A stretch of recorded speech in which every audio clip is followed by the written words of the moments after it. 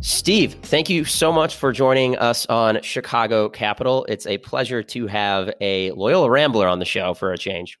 It is great to be here. I appreciate you inviting me. And I love the diploma from Booth in the background as well. I mean, I think this is going to be a very Homer podcast. Like you're just going to get a ton of softballs thrown your way. Yeah, the booth diploma is prominent. My wife's in there somewhere too. But yeah, we have a good representation between my wife and I. So obviously we have a bit more context on your educational background from that opener, but I think we'd love to hear a bit more about your professional background. What led you to venture capital and some of the stops you made along the way? Sure. I mean, I'll go back to when I graduated from Booth. So graduated from Booth in 2005. My first job post Booth was working for the Tribune Company in their interactive division. And the goal was to basically transition Tribune and their newspapers into the digital world. Needless to say, 15, 20 years later, they're still making that transition and struggling with it. I was there for just under 5 years, worked with some great people at Tribune. And then back in 2008, 2009, the recession that was occurring, I wanted to do something different. Tribune had filed for Chapter 11 bankruptcy, had the epiphany that it'd be better to work for a fast-growing company than a Chapter 11 bankrupt company.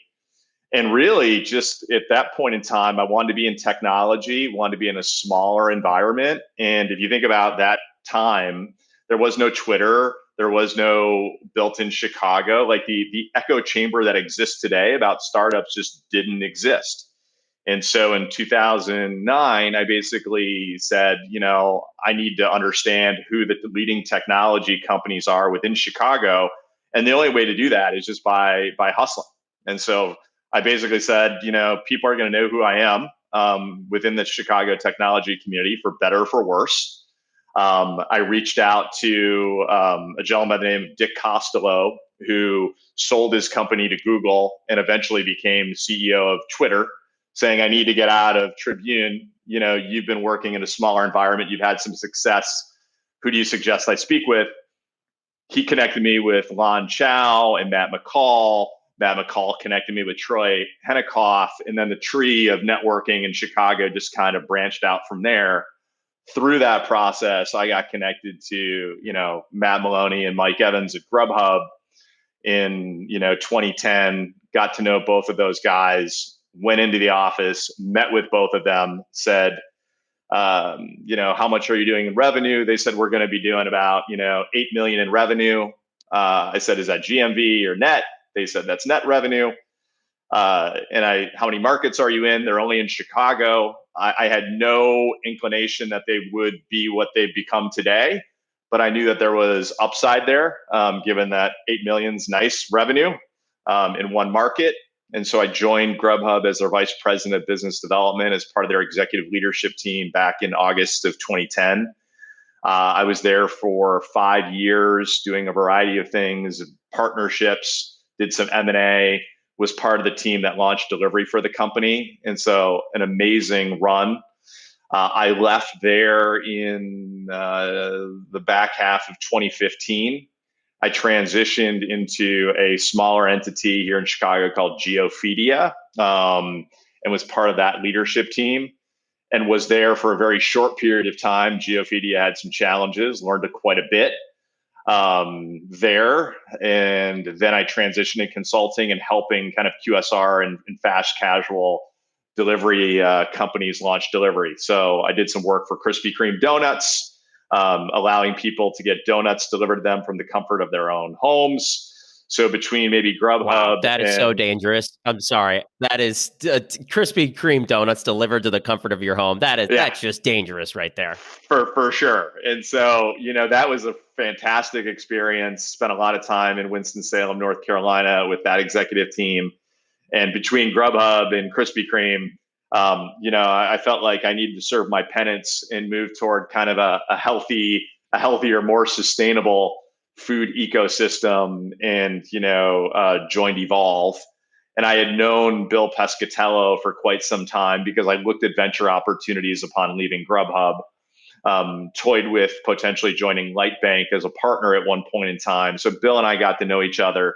He knew my passion for food and technology and asked me if I wanted to, join him on this journey to launch a venture fund within Kraft Heinz. To me, it was an absolute no-brainer. And so it's been a phenomenal experience. So we're a team of 4 operating mostly out of Kraft Heinz's headquarters, but over the course of the last year and a half, our respective homes. And we invest all across the food value chain. And so the fund's $100 million. And we invest in food tech, sustainability, e-commerce, and industrial technologies are kind of our core focus areas. That is quite the illustrious background. And I think it's incredible that you got to spend time at one of the fastest growing and most successful Chicago companies of the 21st century. I think I have to start there. You mentioned you knew there was upside, but nobody knew how big it could be. When you were joining Grubhub, what was kind of at the time, where did you think the company could go in the most bull case scenario? And how were you really surprised over the years there? Yeah, I'll tell you a great story, which I think speaks to the belief that founders have in their own companies from Matt Maloney. So the second day I joined Grubhub, we had a meeting with a company called Radiant Systems, which was a fairly large point of sale company out of Atlanta. They got bought by NCR. And I was in this meeting. Mike and Matt said, hey, why don't you join this meeting? It'll be a great opportunity for you to learn more about the business. And it was the CEO of Radiant. Through that conversation, they made an inquiry to buy the company. Second day at Grubhub, right? And I go home that night. I tell my wife, I might be working for Radiant sooner. I thought my stint at Grubhub might be short-lived. I might be a Radiant Systems employee. And over the course of the next couple of days, they submitted an acquisition offer, which I think was about $66 million at the time. And I think the current valuation was somewhere, I want to say around 10. So a pretty healthy, step up for shareholders, for sure. And Grubhub, needless to say, turned it down. And I'll never forget this. I asked Matt, I said, well, why, what was it that drove you to turn down the offer? And, he said, Steve, we're going to be $1 billion company someday. And that belief and conviction that founders have in their business, those are the people that you want to be alongside of in that journey. Because for him to say that, there was a little part of me like, hey, Matt, I know it's going to be big, but I don't know, $1 billion. I've only been here 5 days. We'll see. And he said the same thing when we were valued at $1 billion. And he said, we're going to be a $5 billion company. And he was spot on. And I will never forget that. It makes him look like an absolute genius and a fortune teller, right, about the success of the company. But just that conviction in the business and the future potential was unbelievable. And so to be a part of that was so rewarding. And needless to say, it was that moment I knew that I made the right decision to join Grubhub. That's incredible. That's incredible. I mean, echoes of Zuckerberg turning down Yahoo's offer right there. I think it's stories like these that almost become myth and legend when it's all said and done about the founders. I'm curious now, your role as a VC, that conviction that Matt had, is that something that I'd imagine it's something you want to see, even with these, seed stage, Series A companies. How do you prod for that conviction amongst the founders you're interviewing or you're getting pitches from? How do you try to assess founders at large? Yeah, it's a really good question. I mean, a lot of it is similar to kind of how I assess the Grubhub opportunity. I think with founders, what you're looking for is, it's going to sound cliche, but can they raise money? Can they attract talent? Can they articulate the vision for the company, right? And I think that the vision for the company, I think, is super important and something that I really lean in on. Like, am I going to enjoy working with you, right? It's cliche, but super important. And vice versa, are they going to enjoy working with me? But paint me the picture. I'm not investing now, but I'm investing 5 years from now. What does that picture look like? And does that get me excited? And sometimes, I'm the one probably on our Evolv Ventures team where, my colleagues need to check me, because I will say there's businesses that I get super fired up about. And I'm like, this company is going to be doing X. And then, Bill Pescatel and Smriti Jayaraman, they'll keep me in check and be like, but Steve, that's not the company today, right? Like that's not at all what they're doing today. So like you have to believe that they'll be there in the future, but we have to assess the business for what it is today.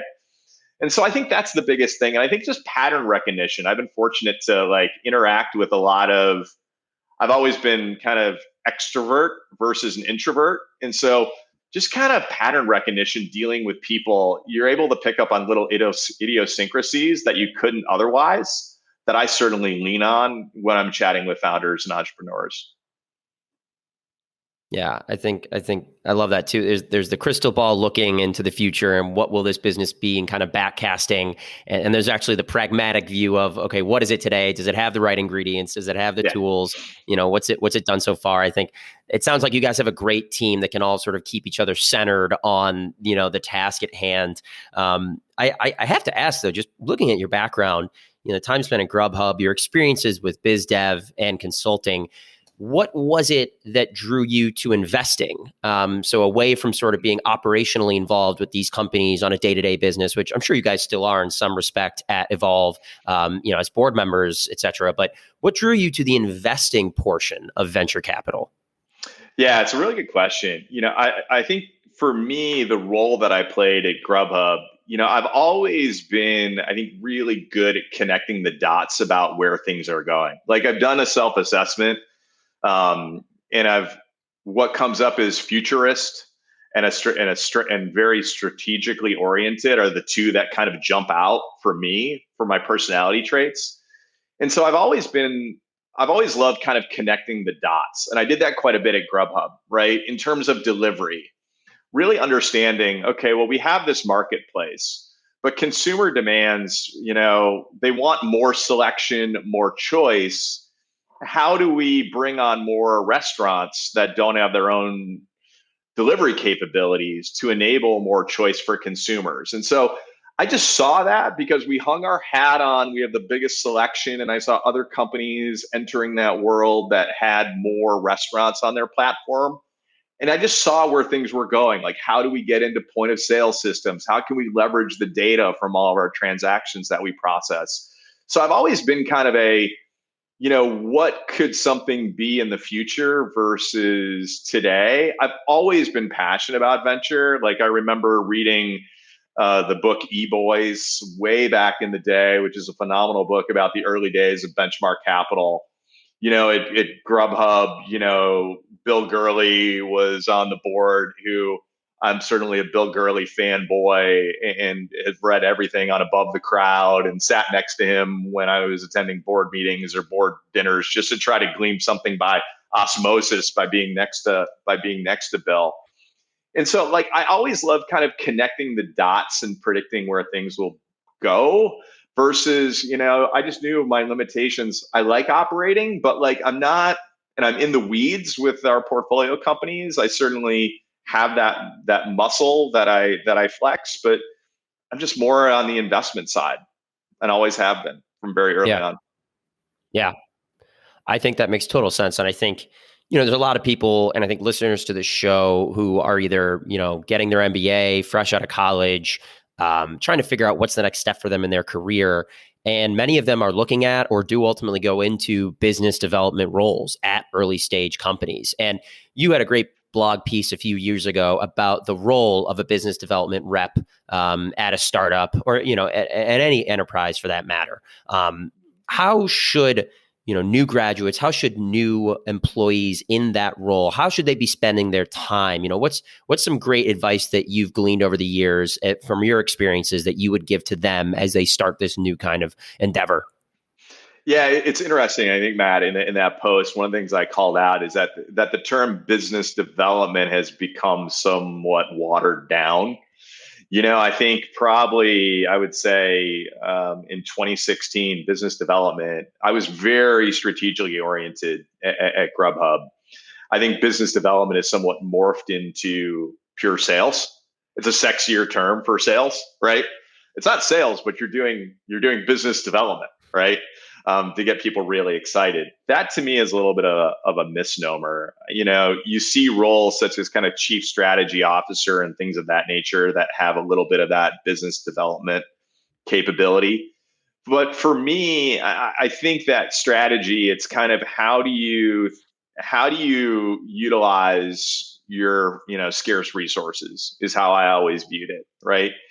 And for Grubhub, I think I knew the levers that were really important for the company, right? Like distribution, right? We looked at doing deals with Yelp and other platforms, delivery. In that case, we tested delivery at Grubhub with TaskRabbit in San Francisco that a lot of people don't know about. We literally just sent the email that would go to the consumer to a rabbit in San Francisco to pick up the order and deliver it to the consumer. That was the first iteration of delivery at Grubhub.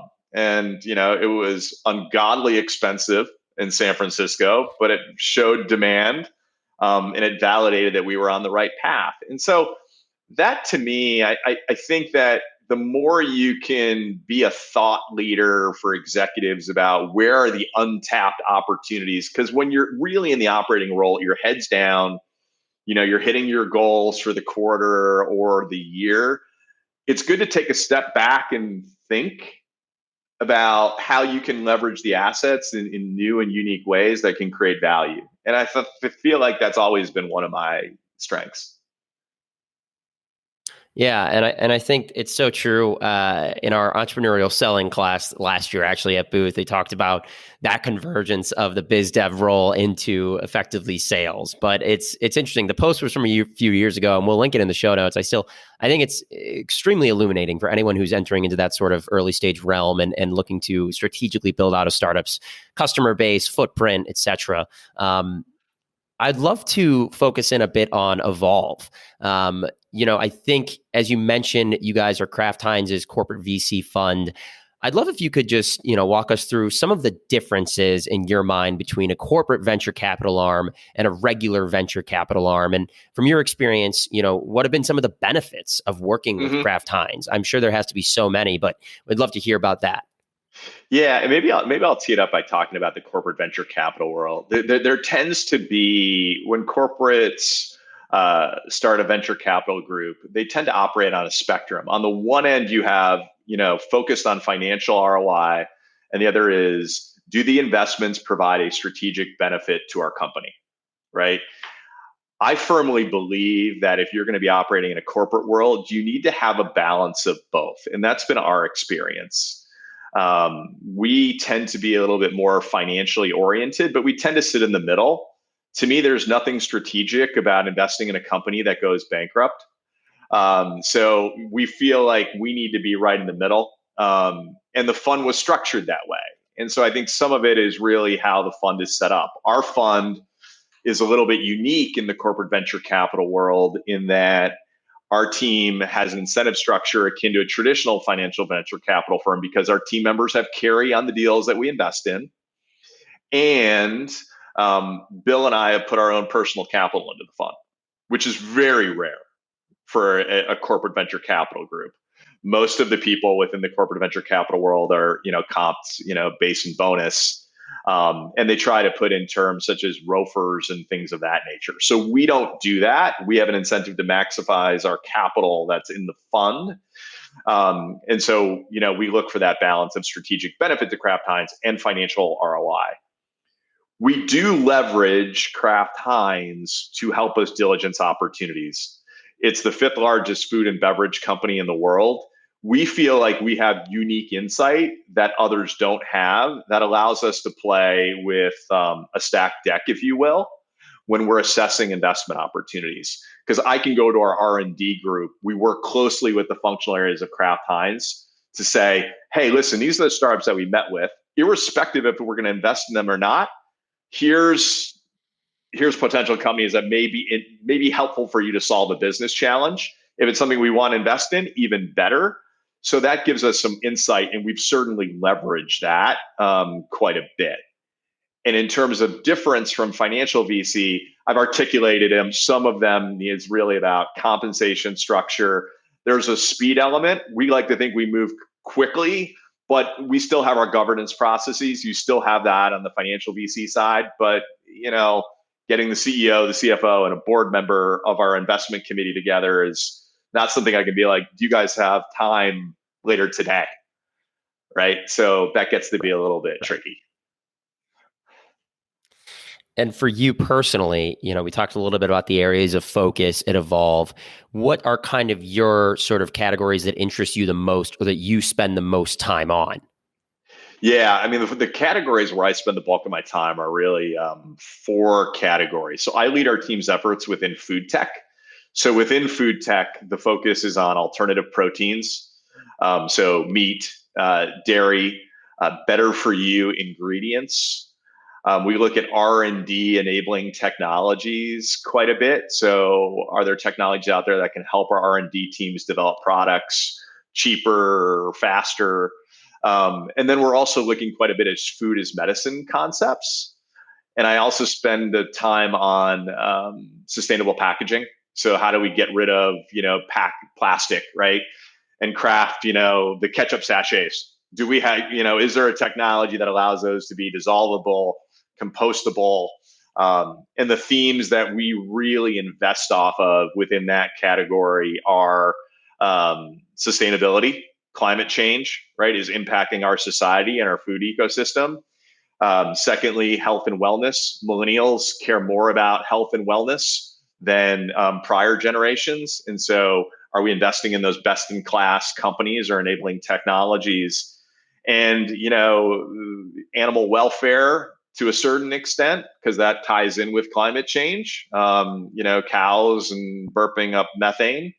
And so those are some of the key themes. And AI and ML is something we lean into quite a bit, where we see those technologies that can really impact some of the categories that I mentioned.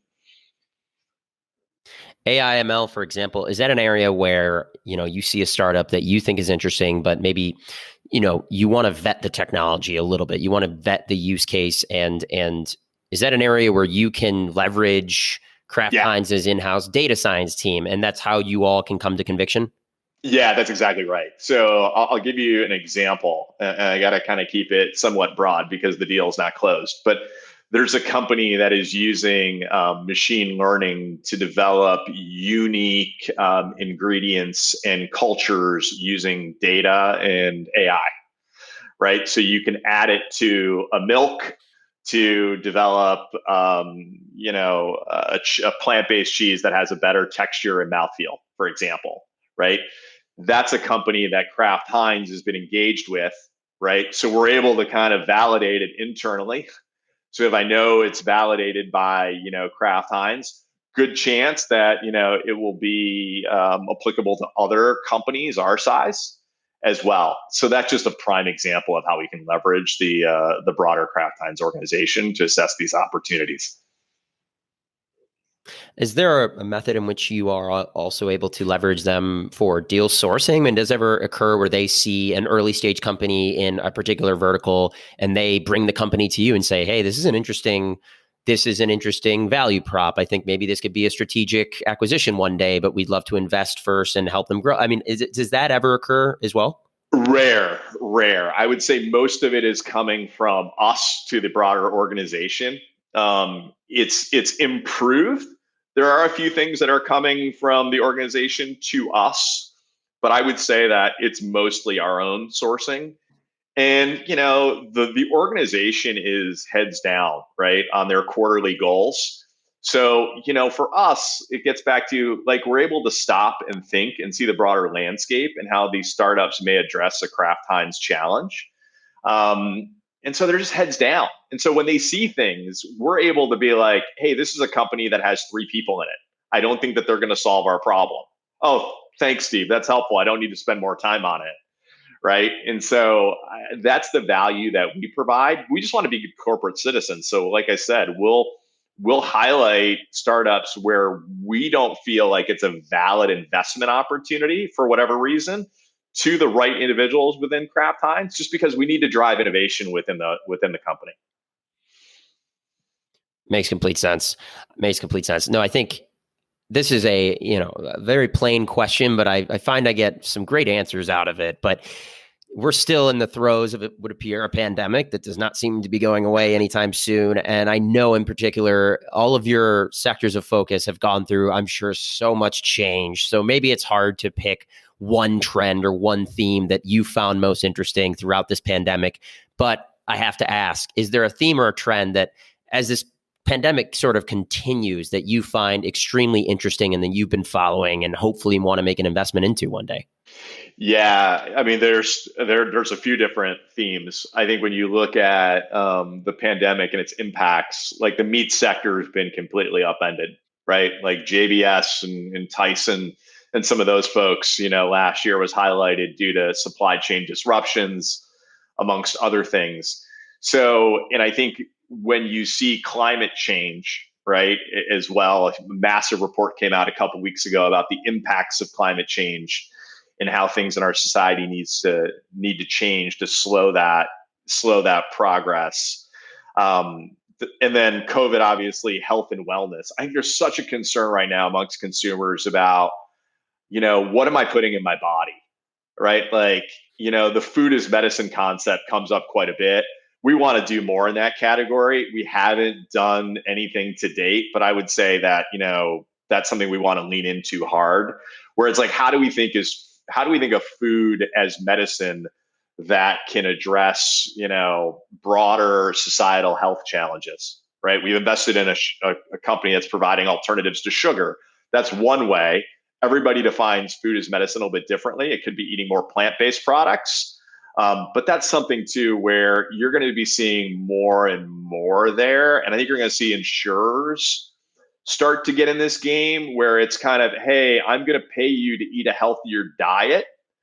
And we've done the underwriting on it. I think you're going to see more, especially for people, individuals that are coming out of the hospital. You're going to see more and more of that, I feel like, over the next couple of years. That's going to evolve. This category of food as medicine, I mean, you spent time at Grubhub, obviously in the mid 2010s, and you mentioned millennials' kind of preference for healthier food. I guess, when did you realize, in the past 10 years, I do feel like there's been a tectonic shift towards healthier, better for you food. And I'm sure your knowledge of this has only grown since you joined Evolv, but was there a time when you were at Grubhub where you kind of noticed this trend, this shift, or is it something you've noticed in the past 10 years in different ways? Just curious about your sort of overall thoughts on, that sort of shift towards better for you. Yeah, I mean, I've noticed it more broadly, but I think it's really come into focus over the last few years, just being at Evolv and seeing the innovation that's occurring. I mean, consumers just want to eat better. It's very different, right? And I hear the term quite a bit of like personalized food. Quite a bit. Is there food that's specifically tailored to you? You and I may have 99% of the same DNA, but the bacteria in our gut microbiome might be different. So, you and I could eat the same things, but you may have a very different reaction than I do. I feel like what I just described is not that far away. It's that some of these things have been tainted because of, there's companies, it's almost like a 23andMe for food a little bit. You're seeing some companies that are, I think, selling a little bit of snake oil here, which has kind of tainted that world a little bit.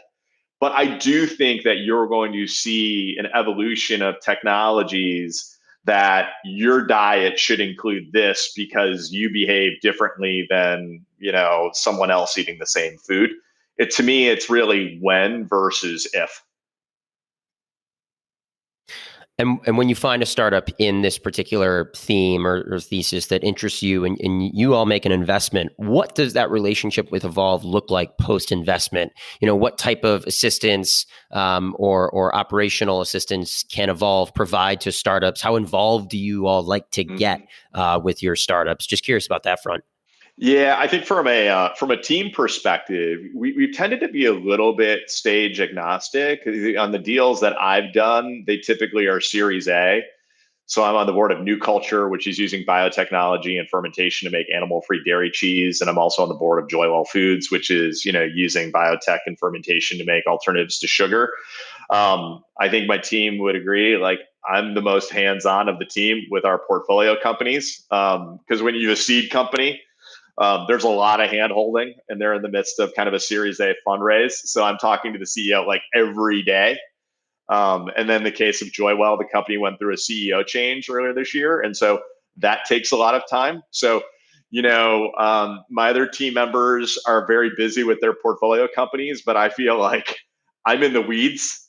They're up here. I'm like down here, which has been great. And I love being side by side with the founders. And we work. It sounds like a cliche, but our customers are really our portfolio companies, and so they know that they can count on me. And so I'm very hands on, and I think with the broader companies with Kraft Heinz, it's really cultivating those relationships, right, between the startup and Kraft Heinz. At some point, it may make more sense than others, depending on where that company is along in their entrepreneurial journey. But that's something that we focus on as well, is how do we connect these startups with Kraft Heinz, given our expertise, where there's mutually beneficial opportunities for both companies.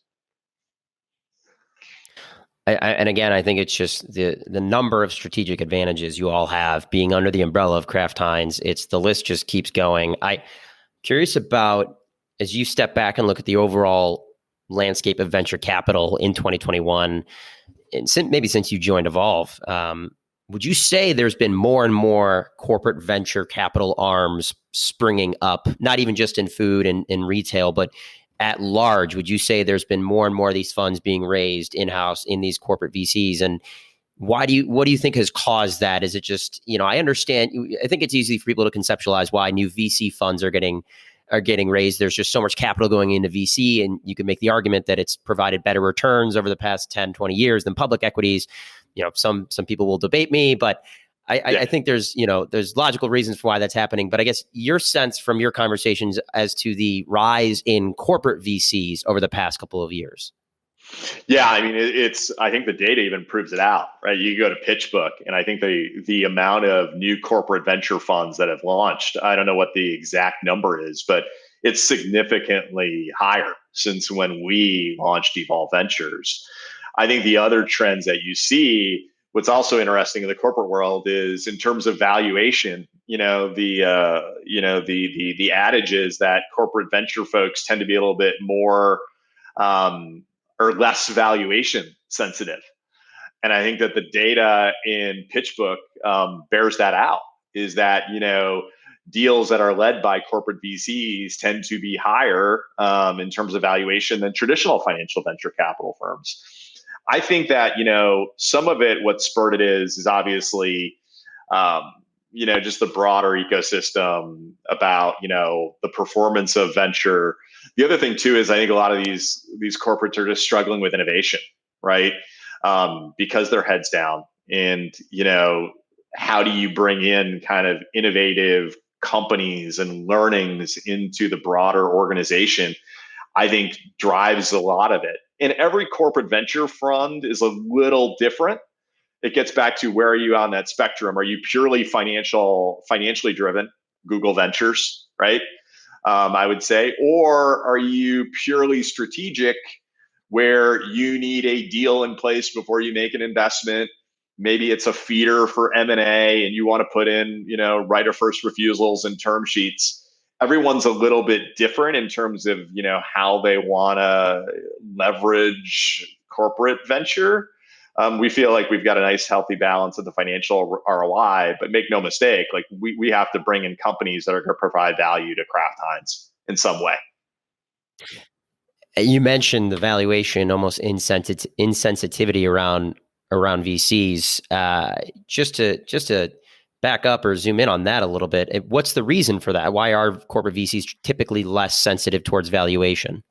It's a really good question, Matt. I don't know if I'm going to have a perfect answer for you, but I think it has something to do with the incentive structure, right? Because if I'm just playing with the firm's money and I don't have skin in the game, right? Like, cool, right? Like, it's a cool deal. It's strategically important, I know what the multiples are. Maybe we're willing to go up a little bit because there's a little bit of, maybe potentially FOMO.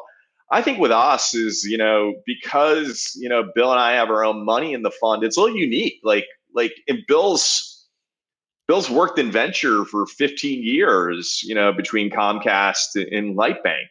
And so we complement each other really well. And I think this is a time where you've got to be really disciplined within food, because one of the things that we see people coming into food that haven't been in food, because of the ESG components and climate change. So not only are you getting pure food folks, right, of which there's some really good funds, it's a really tight knit group of folks, some of which are in Chicago, and then you've got ESG funds are now like, oh, well, food can impact ESG, and then you have financial funds that are like, wow, Beyond Meat did really well.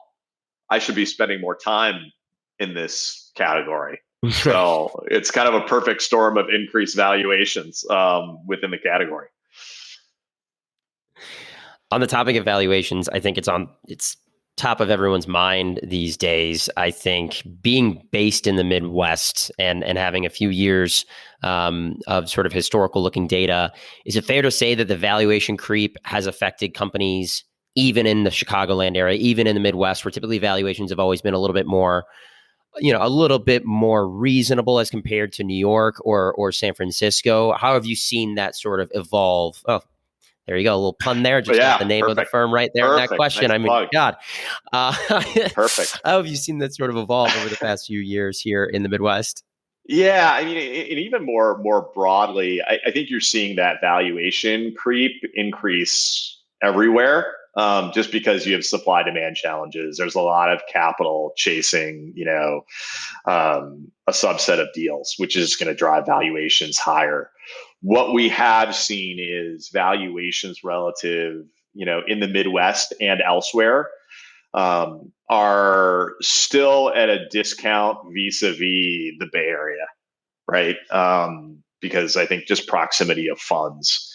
We've been really fortunate in that, we've looked at deals, for example, that are YC companies, but they're not located in the Bay Area. They're located outside of the Bay Area. And we feel like because they're not in the craziness of Silicon Valley, that the valuation may be a little bit more reasonable. But I think just more broadly, I think that they're increasing everywhere. I think they're increasing relative to maybe where they were before, right? So they're still up, but it's still at a discount to the Bay Area for sure. You also have, spent a lot of your life in the Chicagoland area. You grew up here. You spent a good deal of your professional life here. I'm curious about your thoughts on the growth of the Chicago tech ecosystem over the past 2 decades, and how you view its sort of prognosis for the future. What are some of the most exciting sort of attributes that the industry, the Chicago landscape has going for it? Yeah, I think it's really interesting. Yeah, we're gluttons for punishment, Matt, due to our lovely weather that we have here in the winter and the fact that our state's on the verge of bankruptcy. But yet I'm still here. So I'm a Chicago guy, for better or for worse, and I've had kind of a front row seat to the evolution of the Chicago tech landscape over the last 15 years. I would say at Grubhub, I think you're seeing some interesting things occur. When I was at Grubhub, you had some really good companies, that were starting out. Groupon. You can take shots at Groupon, but Groupon, I think, gave Chicago some notoriety back in the day. You had us, and you had others, and you had venture funds that at the time were sizable for Chicago, but they were still $20 to $30 million funds. And I felt like, when I was at Grubhub, the entrepreneurial world in Chicago was, the VC, the amount of funds in the capital bill didn't match the entrepreneurial activity in Chicago, right? So Grubhub, we raised from Benchmark Capital. There were other companies at that time that took money from the coast. And frankly, taking money from Benchmark Capital at any point in your life cycle is phenomenal valuation or validation, I should say. But, I think there's been a change now. In the VC world, funds are now 75 to $100 million, right? There's more capital that's available. I think you have a broader diversification of startups in Chicago, which is attractive to various investors. On the food side of things, we have the inverse of the problem that I experienced back at Grubhub back in the day, which is we have very good food-focused VC funds in Chicago. The startup activity in food doesn't match the capital in Chicago, period, unfortunately. And I think it will get there. But, between us, Valor, S2G, Cultivian, Bluestein, Mondelez, Cleveland Avenue, there is over about $1.5 billion of venture funding focused on food and ag in Chicago. And the startups just aren't there. And I want that to change. Yeah, I mean, it's such an interesting point too. I think, it's always fascinated me about Chicago's ascendance and the industries that have, led the forefront in that respect. And I think it's just, there's a mix here. There's a recipe here for food tech. And I can't really put my finger on it, but, you see Tock, you see Tovala, you see Grubhub, Factor 75. It seems like this ecosystem in particular, in some of the same ways for transportation and logistics, it just feels like the recipe is there for a really successful backdrop to raise or to create some type of food tech company. Yeah, absolutely. You see that with Factor, Tovala, Farmer's Fridge, Nature's Find, which a lot of people don't know about, but it's just raised massive amounts of capital from Breakthrough Energy. I think they've raised something close to $500 million that a lot of people aren't really aware of. The foundation is here for like a food tech explosion.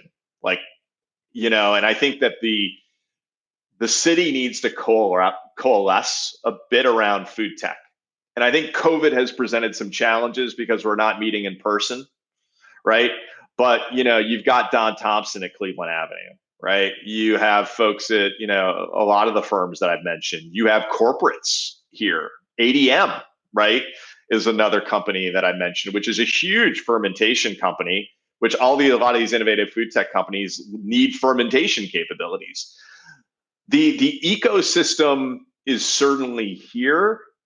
I think we need to structure it better. Maybe this is going to be very top of mind, Matt, after this podcast, right? Like we've got to coalesce a group to really build the momentum that you see in transportation, right? In those sorts of companies. But it's certainly here. What I would say is the next generation of food, some of it's biotech driven, which we don't have those capabilities. You're going to find those more in the Bay Area and Southern California, just through the companies that exist here. But, I want to see those successes at Tovala and Farmer's Fridge and, Factor and those entrepreneurs start other businesses. It's starting, it's the long game, but there's the foundation that we just need to leverage. And I don't think we've leveraged it to date, but it certainly exists. I think this podcast is going to be the catalyst. It's going to be the spark. We're going to get this. We're going to get this promoted. We're going to get it in the ears of everybody who needs to hear this. And this could be the very beginning of a beautiful, beautiful transcendence or ascendance. I have to ask in our closing minutes. I mentioned at the top, we are both, alumnus of Loyola Academy. We have a decent amount of Gen Z, listeners, and Gen Z in general. Just to me, I can't put my finger on it, but it seems like there's such an interest in venture capital from that cohort, and almost to the point where it's, it's been given a sort of a moniker of just Gen Z VC, which rhymes. So I give them credit; they do have that going for them. Anything that rhymes is just going to stick. But I'm curious if you have any kind of advice to people in their early careers, even if high school kids, college kids, people right out of college who want to get into investing, want to get into venture capital later on, or make that move or get involved. What would be some advice you would have for some of the younger members of the audience?